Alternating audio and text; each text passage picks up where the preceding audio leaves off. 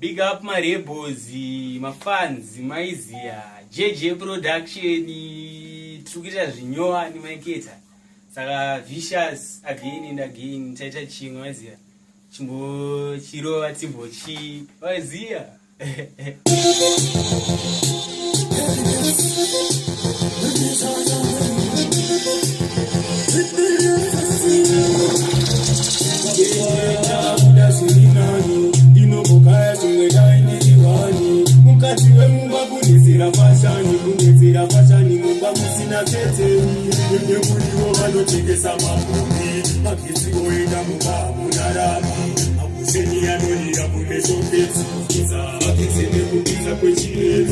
Uyu mukadzi andikura kunorira kushaya masepiano ndikukuja anondishaisa munguva yekufara mutongodzidzo wako ndakazvisikira engaziyainyorwa ingadai ndakarora yangu engaziyainyorwa ingadai ndakarora yangu engaziyainyorwa ingadai ndakarora yangu engaziyainyorwa ndakarora yangu.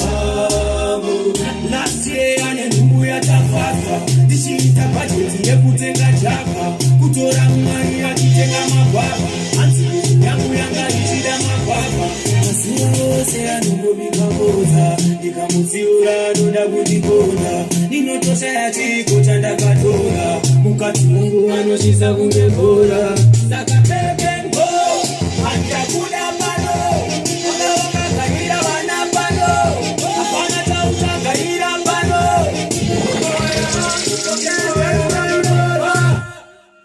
Isaiah, mash it up, say, watch out for this one.